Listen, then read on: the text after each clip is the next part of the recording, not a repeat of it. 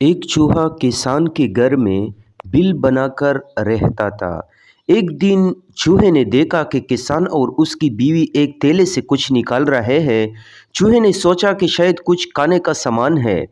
खूब गौर से देखने पर उसने पाया कि वो एक चूहेदानी थी। हथरा भांपने पर उसने घर के पिछवाड़े में जाकर कबूतर को ये बात बताई कि घर में चूहेदानी आ गई है। कबूतर ने मजाक उड़ाते हुए कहा कि मुझे उससे किया, मुझे कौन उसमें फंसना है। मायूस चूहा ये बात मुर्ख को बताने गया।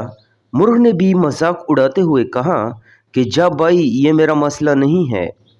बल आखिर चूहे ने जाकर बकरे को भी ये बात बताई, जिसे सुनकर बकरे हंसते हंसते लुटपुट होने लगा और यही कहा कि जाओ मियाँ, ये मेरा मसला नहीं है। उसी रात चूहेदानी में खटक की आवाज़ हुई, जिसमें एक जहरीला सांप फंस गया था। अंधेरे में उसकी दुम को चूहा समझकर किसान की बीवी जब उससे निकलने लगी तो सांप ने उससे डस लिया। तबीयत बिगड़ने पर किसान ने हकीम को बुलवाया, जिसने उसे कबूतर का सूप पिलाने का मशवरा दिया।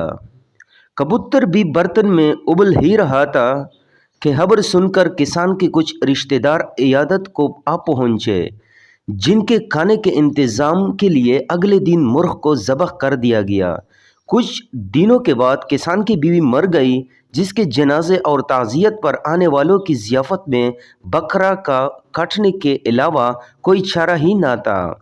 जबकि चूहा तो कब का दूर जा चुका था, बहुत दूर। लिहाजा अगली बार अगर कोई आपको अपना मसला बताए और आपको लगे कि ये मेरा मसला नहीं है, तो इंतज़ार कीजिए और दोबारा सोचिए कि कहीं हम सब खतरे में तो नहीं है। क्योंकि अगर समाज का एक हिस्सा, एक तबका या एक शहरी भी खतरे में है, तो यकीनन कि पूरा मुल्क खतरे में है। ज़ात, मजहब और तबके के दायरे से बाहर निकले, सिर्फ अपनी ही ज़ात तक महदूद मत रहिए, दूसरों का भी एहसास कीजिए।